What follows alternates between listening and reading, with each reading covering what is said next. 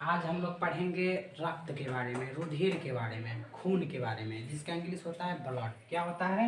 Blood. किसके बारे में पढ़ेंगे? रुधिर के बारे में पढ़ेंगे। किसके बारे में?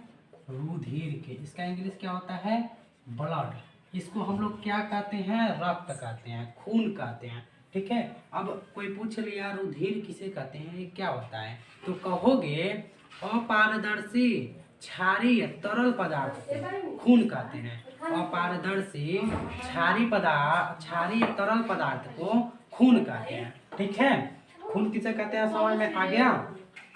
ये थोड़ा सा नमकीन टाइप लगता है, जैसे आप लोग का हाथ कट जाता है तो आप लोग मुंह में डालते हैं, तो जब मुंह में डालेंगे तो थोड़ा सा कहते हैं नूनछार लगता है, तो वही कैसा होता है? बेसिक होता है, क्षारीय होता है। रक्त का पीएच वैल्यू जो होता है, क्या पीएच वैल्यू 7.4 होता है। जब 7 से अधिक रहेगा पीएच वैल्यू तो बेसिक होगा, 7 से कम रहेगा तो एसिडिक होगा, और 7 रहेगा तो न्यूट्रल होगा। बेसिक का मतलब होता है क्षारीय, एसिडिक का मतलब होता है अम्लीय, अम्लीय माने खट्टा, सॉर, और न्यूट्रल का मतलब होता है उदासीन। ठीक है। ना खट्टा लगेगा ना मीठा लगेगा, जैसे पानी ना खट्टा लगता है ना मीठा लगता है। ठीक है।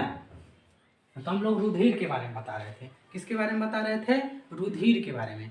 तो जो रुधिर होता है वो कैसा होता है? बेसिक होता है, अपारदर्शी होता है। किस कलर का होता है? इसका पिगमेंट कैसा होता है? रेड होता है। अभी बताएंगे क्यों रेड होता है। पिगमेंट कैसा होता है? रेड होता है। तो कहोगे लाल अपारदर्शी क्षारीय तरल पदार्थ को रक्त कहते हैं, ब्लड कहते हैं, खून कहते हैं। ये हमारे शरीर में किसका काम करता है? परिवहन का काम करता है। कोई पूछ लिया ब्लड का फंक्शन क्या है, ब्लड का फंक्शन क्या है? ट्रांसपोर्टेशन, परिवहन। किसका परिवहन करेगा? तो फूड मटेरियल को। कौन से फूड मटेरियल को ट्रांसपोर्टेशन करेगा? तो डाइजेस्टेड फूड मटेरियल को, डाइजेस्टेड फूड मटेरियल को, डाइजेस्टेड फूड मटेरियल को क्या करेगा? ट्रांसपोर्टेशन करेगा। डाइजेस्टेड फूड मटेरियल क्या है? जैसे एमिनो एसिड हैं, क्या है? एमिनो एसिड, ग्लिसरॉल और ग्लिसरॉल। ठीक है। एमिनो एसिड और ग्लिसरॉल का सिर्फ ये क्या करता है? ट्रांसपोर्टेशन करता है। और एमिनो एसिड ग्लिसरॉल क्या है? डाइजेस्टेड फूड है। और नहीं ग्लिसरॉल स्टार्च का, सॉरी ये स्टार्च का परिवहन करता है, स्टार्च और एमिनो एसिड। ग्लिसरॉल का परिवहन कौन करता है? ट्रांसपोर्टेशन कौन करता है? लिम्फ करता है। कौन करता है? लिम्फ करता है, वो ब्लड नहीं करता है। ठीक है। इतना समझ में आ गया? एमिनो एसिड का, एमिनो एसिड और स्टार्च का, स्टार्च मतलब कार्बोहाइड्रेट का छोटा पार्ट, अर्थात ग्लूकोज, उसका ट्रांसपोर्टेशन कौन करता है? तो ब्लड करता है। ये क्या है? डाइजेस्टेड फूड है। इसका पिगमेंट कैसा होता है? रेड होता है। क्यों रेड होता है? क्योंकि इसमें हीमोग्लोबिन नामक पिगमेंट पाया जाता है, जिसके कारण ये रेड होता है। इसका पीएच वैल्यू कितना होता है? 7.4 होता है। ये कैसा है? अपारदर्शी। अपारदर्शी का मतलब होता है एक पार से दूसरे पार नहीं देखा जा सकता। जैसे आप लोग ब्लड लोगे तो उसमें से अपना चेहरा देख लोगे, अच्छा उसके दूसरे पार देख लोगे, नहीं देख पाओगे। शीशा रहेगा तो दूसरे पार देख सकते हो, तो पारदर्शी। अपारदर्शी का मतलब समझ में आ गया? तरल का मतलब जो बह सके। मान लो तुम ऐसे यहाँ पर जमीन पर गिरा है तो फैलने लगेगा, तो जब फैलने लगेगा तो उसको हम लोग क्या कह देते हैं? तरल, फ्लूइड। क्या कहते हैं? फ्लूइड। इंग्लिश में बोले तो फ्लूइड, हिंदी में बोले तो तरल। इतना समझ में आ गया? अब रुधिर के टाइप्स समझते हैं। रुधिर के क्या समझेंगे? टाइप्स। टाइप्स मतलब क्या होता है भाई? प्रकार होता है। टाइप्स मतलब क्या होता है? प्रकार। तो रुधिर के कितने टाइप्स होते हैं? 2 टाइप्स। रुधिर के कितने प्रकार होते हैं? रुधिर के कितने भाग होते हैं? 2 भाग। पहला होता है कार्पल्स। क्या होता है? कार्पल्स, जिसको हिंदी में रुधिराणु कहते हैं। क्या कहते हैं? रुधिराणु। दूसरा होता है प्लाज्मा, जिसको हिंदी में भी प्लाज्मा कहते हैं। देखिए ब्लड का कार्पल्स कितना भाग होता है? कितना परसेंट होता है? तो ब्लड का कार्पल्स 40 से 45% होता है। और प्लाज्मा कितना परसेंट होता है? 55 से 60% होता है। कितना परसेंट? 55 से 60% प्लाज्मा होता है ब्लड का, और 40 से 45% भाग रुधिराणु होता है, कार्पल्स होता है ब्लड का। अब देखेंगे ये प्लाज्मा क्या कैसा होता है? प्लाज्मा भी एक तरल पदार्थ है, ये ब्लड का सबसे अधिक वाला हिस्सा है। और जो रुधिराणु है इसमें बहुत से क्या पाए जाते हैं, तो इसमें बहुत से विज्ञान में 3 प्रकार के सेल मिलते हैं, कोशिका मिलती है। प्लाज्मा में किसी भी प्रकार की सेल या कोशिका नहीं मिलती है। इसमें लिम्फोसिस्ट आते हैं, इसमें लिम्फोसिस्ट आते हैं, और इसमें क्या ब्लड सेल्स आते हैं। एक ब्लड वाला में होता है और प्लाज्मा लिम्फ ब्लड और लसिका मतलब पानी एक ही मिला रहता है। तो लिम्फ सिस्टम में इसको प्लाज्मा को पढ़ेंगे और ब्लड सिस्टम में कार्पल्स को पढ़ लेते हैं, ठीक है। तो कार्पल्स में देखिए कितने भाग कार्पल्स के भैया, 3 भाग। कितने भाग कार्पल्स में, कितनी कोशिकाएं पाई जाती हैं, कितनी प्रकार की, 3 प्रकार की। पहला होता है आरबीसी, दूसरा होता है डब्ल्यूबीसी, तीसरा होता है प्लेट, इसको मिटा दे रहा हूं, प्लेटलेट, ठीक है। पहला क्या, आरबीसी, आरबीसी को क्या कहते हैं, रेड ब्लड सेल। डब्ल्यूबीसी को क्या कहते हैं, वाइट ब्लड सेल, ठीक है। देखिए रेड ब्लड सेल का मतलब क्या होता है, लाल रक्त कणिका भी कह सकते हैं, लाल रक्त कोशिका भी कह सकते हैं। डब्ल्यूबीसी को श्वेत रक्त कणिका भी कह सकते हैं, श्वेत रक्त कोशिका। प्लेटलेट का हिंदी भैया प्लेटलेट। इसका साइंटिफिक नेम भी बता दे रहा हूं। देखिए जो रेड ब्लड सेल होता है उसको साइंटिफिक में कहते हैं इरिथ्रोसाइट। क्या कहते हैं, इरिथ्रोसाइट। इसको क्या कहते हैं, इरिथ्रोसाइट। इसको क्या कहते हैं, ल्यूकोसाइट। और इसको क्या कह देते हैं,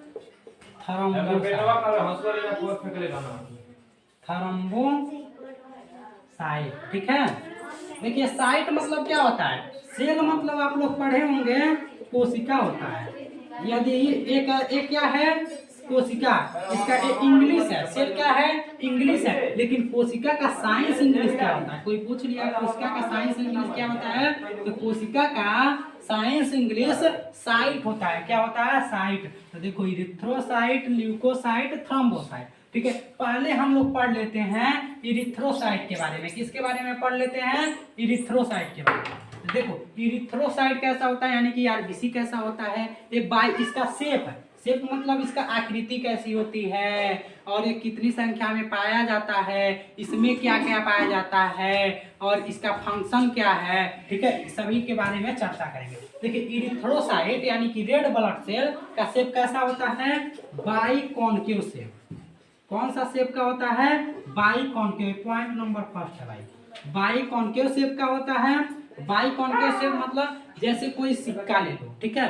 सिक्का को क्या करो, बीच में से इस तरफ फूला दो, बीच में उसके फूला दो। मान लो भाई ये सिक्का है, तो ये सिक्का को इसे बीच में फूल जाएगा, इधर थोड़ा धंस जाएगा। तो जब इधर मान लो धंस जाएगा और इधर थोड़ा फूल जाएगा, तो कैसा हो गया, वो बाइकॉन्केव शेप हो गया, शेप हो गया, ठीक है, बाइकॉन्केव शेप। और इस संख्या कितनी होती है, पॉइंट नंबर 2, इसकी संख्या कितनी होती है, 45 से 50 लाख।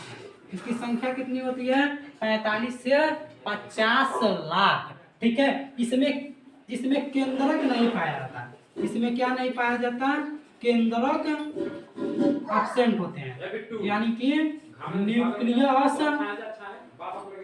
न्यूक्लियस क्या होता है, एब्सेंट होता है, न्यूक्लियस नहीं पाया जाता है, ठीक है। इसमें केंद्रक नहीं पाए जाते हैं। लेकिन यहाँ पर एक अपवाद के रूप में 2 जानवर ऐसे हैं जिसके आरबीसी में ही केंद्रक पाया जाता है, बाकी सभी जानवरों में के आरबीसी में केंद्रक नहीं पाया जाता। वो 2 जानवर हैं, ऊंट और लामा। कौन कौन है भाई, ऊंट और लामा। ऊंट और लामा का केंद्रक किसमें पाया जाता है, डब्ल्यूबीसी में। डब्ल्यूबीसी का शेप कैसा है, आरबीसी में। आरबीसी का शेप कैसा होता है, बाइकॉन्केव शेप। इसकी संख्या कितनी होती है, 45 से 50 लाख तक होती है।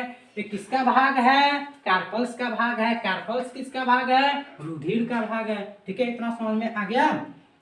आगे बढ़ते हैं। देखिए ये रेड ब्लड सेल, रेड मतलब क्या होता है, लाल रक्त कोशिका। ये लाल किसके कारण होती है, इसमें क्या पाया जाता है, हीमोग्लोबिन पाया जाता है। एक पिगमेंट है हीमोग्लोबिन, हीमोग्लोबिन क्या है, पिगमेंट है। पिगमेंट का हिंदी क्या होता है, वर्णक। वर्णक मतलब क्या होता है, पिगमेंट मतलब क्या होता है, रंग प्रदान करने वाले फैक्टर को, कारक को पिगमेंट या वर्णक कहते हैं। रंग प्रदान मतलब कोई ऐसा फैक्टर है, कोई ऐसा कारक है जो किसी भी चीज को लाल कर दे रहा है, पीला कर दे रहा है, हरा कर दे रहा है, यानी कि कोई भी कलर कर दे रहा है तो उसको हम लोग क्या कर देते हैं, पिगमेंट कर देते हैं। वो भी पिगमेंट कौन सा है, हीमोग्लोबिन है। बहुत से पिगमेंट होते हैं, हीमोग्लोबिन, हीमोसाइनिन, ठीक है। तो हमारे रक्त के आरबीसी में कौन सा पिगमेंट पाया जाता है, हीमोग्लोबिन पाया जाता है, जिसके कारण क्या होता है, रेड होता है हमारा, जिसके कारण हमारा रक्त क्या हो जाता है, रेड हो जाता है। ब्लड आपका देखते होगे लाल होता है। लाल किसके कारण होता है, आरबीसी के कारण। आरबीसी किसके कारण लाल होता है, हीमोग्लोबिन के कारण। हीमोग्लोबिन क्या है, एक पिगमेंट है, ठीक है, क्या है, एक पिगमेंट है। इतना समझ में आ गया। और देख लेते हैं हीमोग्लोबिन के कारण ये क्या होता है। हीमोग्लोबिन में क्या पाया जाता है, हीमोग्लोबिन में पाया जाता है आयरन। क्या पाया जाता है, आयरन। और इसी की कमी से, किसके कमी से, आरबीसी की कमी से। किसके कमी से, आरबीसी की कमी से एक डिजीज होती है। क्या होती है, एक डिजीज होती है। एक डिजीज मतलब बीमारी होती है, जिसको कहते हैं एनीमिया। क्या कहते हैं, एनीमिया। एनीमिया क्या है, एक डिजीज है। और आरबीसी अगर घट गई है तो इसको बढ़ाया कैसा जाए, आयरन वाले चीज को। जैसे सेव हो गया, सेव हो गया, सेव में बहुत ज्यादा आयरन पाया जाता है। जैसे आप लोग सेव को खाते होगे ना, तो थोड़ा भी ऐसे काट कर छोड़ देते होगे तो उस पर भूरा हो जाता है। भूरा क्यों हो जाता है, क्योंकि जो आयरन होता है ना, वो आयरन ऑक्साइड बना लेता है। ऑक्सीजन से क्रिया करके क्या बना लेता है, आयरन ऑक्साइड, या फिर 2 और 3, ठीक है। बिना समझ में आ गया।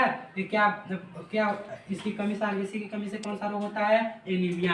अगर ये रोग न हो तो क्या करना चाहिए, सोया पालक खाना चाहिए, सेव खाना चाहिए, यानी कि लार्ज क्वांटिटी में आयरन वाले फूड मटेरियल्स को लेना चाहिए। तब हमको कौन सा रोग नहीं होगा, एनीमिया नहीं होगा, यानी कि हमारा आरबीसी की संख्या नहीं घटेगी, ठीक है। इतना समझ में आ गया। आरबीसी का scientific name erythrocyte, shape biconcave shape, संख्या 45 से 50 लाख, और फंक्शन, फंक्शन क्या है, इसका फंक्शन क्या है, बाइक आरबीसी का फंक्शन क्या है, कार्य क्या है। आरबीसी का कार्य यही होता है कि ऑक्सीजन को क्या करता है, पहुंचाता है, और कार्बन डाइऑक्साइड को वहां से लेकर आता है, यानी कि एक्सचेंज ऑफ गैस। ये आरबीसी का काम क्या है, एक्सचेंज ऑफ गैस, गैसों का आदान प्रदान, एक्सचेंज ऑफ गैस। कौन से गैसों का आदान प्रदान करता है, तो यहाँ देखेंगे O2 एंड CO2।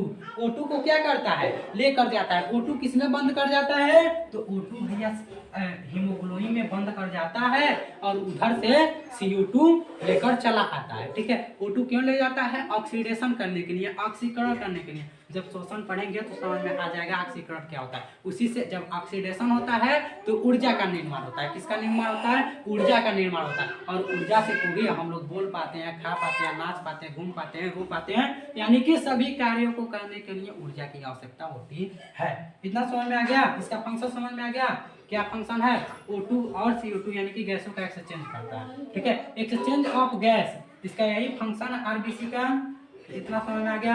इसमें हम लोगों के आरबीसी में केंद्रक नहीं पाए जाते हैं, अर्थात सभी जंतुओं के आरबीसी में केंद्रक नहीं पाए जाते हैं, लेकिन अपवाद स्वरूप 2 जंतुओं के आरबीसी में केंद्रक पाया जाता है, वो है ऊंट और लामा, ठीक है। इतना समझ में आ गया।